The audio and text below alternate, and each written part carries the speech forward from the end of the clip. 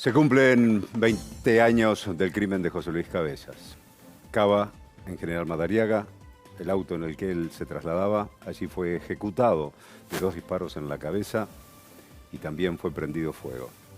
Un crimen que conmocionó a toda la sociedad argentina. Un fotógrafo, porque cumplió con su trabajo, con su función periodística. Y queda hoy en día, 20 años después, Dolores, esa sensación de impunidad y de falta de justicia, ¿no? Sí, justicia a medias, porque a 20 años del crimen nadie está tras las rejas por el asesinato de José Luis Cabezas.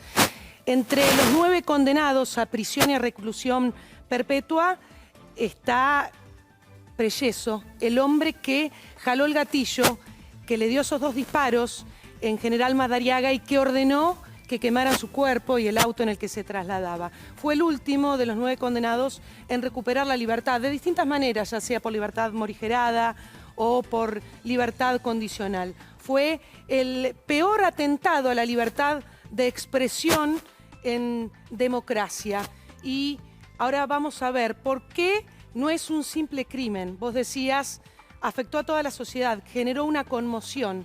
Y vamos a entender, a través de esta crónica, este reportaje, por qué, por los actores involucrados y por qué tenemos que seguir recordando a José Luis Cabezas a 20 años de su asesinato. El informe.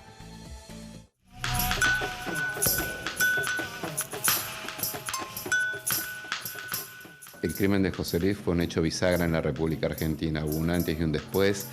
Fue el ataque más feroz contra la libertad de expresión desde que volvió la democracia. A José Luis lo mataron por una foto que le sacó un empresario que venía a veranear a Capinamar. Me llaman de la revista Noticias, yo iba en un auto con 4 policías, entre ellos el comisario Gómez. Me llaman y le digo, lo mataron a José Luis, este fue el hijo de Chabrán. Sacarme una foto es como pegarme un tiro en la frente. Una metáfora extrema dicha por un hombre que tenía un ejército privado de 35 personas para resguardar su seguridad y su anonimato.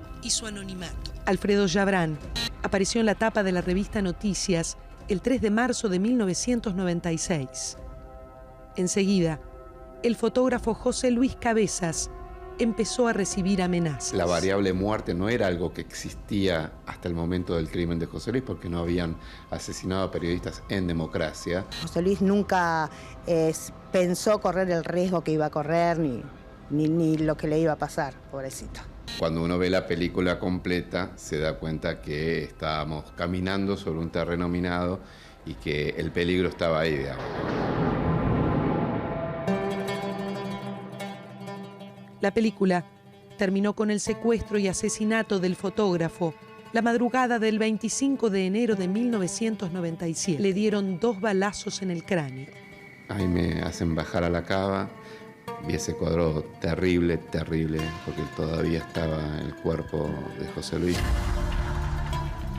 El cadáver apareció en una cava de General Madariaga. Estaba esposado dentro del auto que usaba para la cobertura periodística. La planificación del crimen, de hecho, empezó por lo menos 2 meses antes, cuando el policía Preyeso pidió los antecedentes de José Luis a la propia policía bonaerense, y después con una reunión que existió entre Preyeso y el propio Alfredo Chabrán, el autor intelectual del crimen. Había una mafia y él no se tenía que dejar ver. Entonces, dejarse ver era descubrir todo lo que pasaba en ese momento en el gobierno que estaba Carlos Menem, ¿no?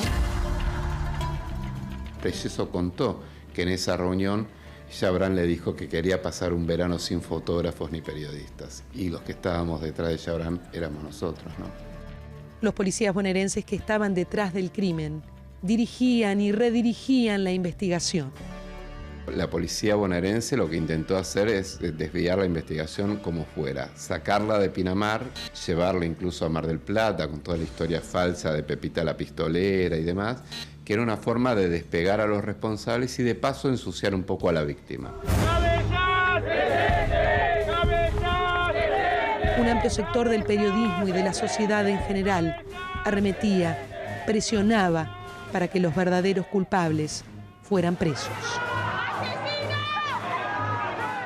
El 16 de mayo de 1998, la justicia ordenó la captura de Chabrán como presunto autor intelectual del asesinato. 5 días después, el empresario se suicidó de un escopetazo en una de sus estancias en Entre Ríos. Debo confirmarles que el muerto es Enrique Alfredo Nayib Jabrán. 9 hombres fueron condenados a prisión perpetua por el crimen de Cabezas. Entre ellos, el jefe de la custodia de Jabrán, policías bonaerenses y delincuentes comunes. Ninguno de ellos cumple prisión efectiva. La justicia fue lo más injusta posible. Sabemos que ellos a la cárcel no van a volver más, que a José Luis no lo van a devolver, pero es muy angustiante para el país, ¿no? A 20 años del asesinato de José Luis, todos sus asesinos estén libres y sean realmente un peligro para toda la sociedad argentina. Cada estamento de la sociedad argentina tuvo un rol directo o indirecto en el crimen. La tragedia de José Luis Cabezas es el síntoma y al mismo tiempo la síntesis de nuestra tragedia como país. Y si vas a la parte superior de esa cadena de responsabilidades, a Alfredo Jabrán, ves que a su vez tenía vínculos impresionantes con el poder político, con el poder ejecutivo de manos de Carlos Menem, con el poder legislativo, con el poder judicial, con las Fuerzas Armadas, con las fuerzas policiales, con los servicios de inteligencia, con la iglesia, con sectores del sindicalismo y hasta con sectores de los medios de comunicación. Es decir, cuando vos ves la radiografía de todos los eslabones del crimen de José Luis Cabezas, ves una radiografía del país.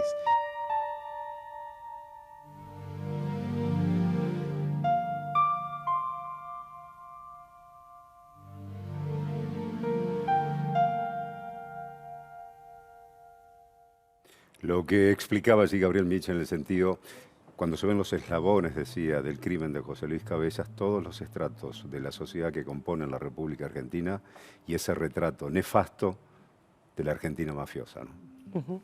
Y la pregunta que nos tenemos que hacer a 20 años del asesinato de José Luis Cabezas es, ¿qué cambió? ¿Qué cambió en estos 20 años?